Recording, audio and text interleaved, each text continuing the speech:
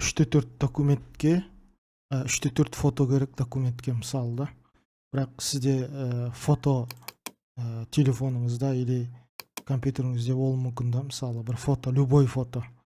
Сол любой фотоны аласыз, даже басыңыз қисайып кетсе де или үстіңізде любой киім болса да, күліп тұрсаңыз да, любой. Соны сол фотоны аласыз. Мысалы осы фотоны алдық. Осындай фотоңыз бар да.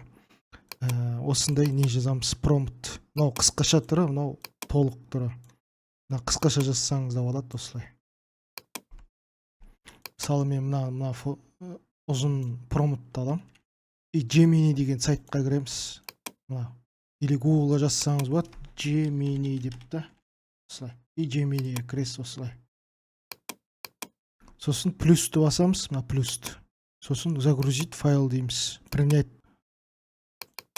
Жаңа нені таңдаймыз? Фотоны, өзіңіздің фотоңызды. Сосын осы жерге промптты ставить етсеңіз болады.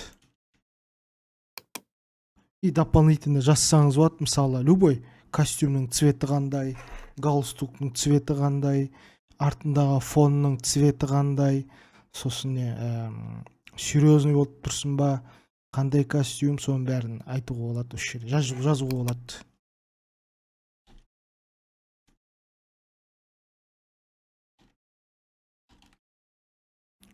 Өйстіп жаза бересіз да. Қазақша жазсаңыз да болады, орысша жазсаңыз да болады. Мынандай ұзын қылып жазсаңыз болады. Мен қысқаша жаздым. Енді мынаны қазір тіп-тіке қарасын деп жаздым осы жерде.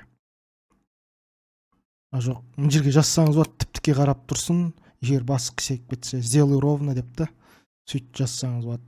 Так, көрейік ал. Осылай Gemini'ге 3/4 фото керек болса, мысалы удостоверениеға или праваға, или тағы басқа документке сол істетіп алсаңыз болады өйстіп. Міне костюм шаруал кигізіп берді. Мына адамға костюм шаруал кигізіп берді. И мына жерде осындай промпт бар, міне осыны да жазсаңыз болады.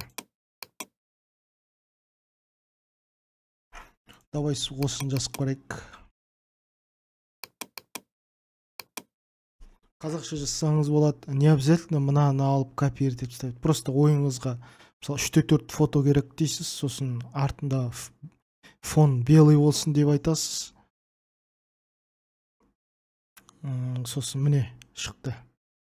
Мына басқа промпт уже. Сосын осыны скачать етіп аласыз. Скачать ету үшін мынаны басасыз. Сосын жаңа 3/4 документке осыны қойсаңыз болады.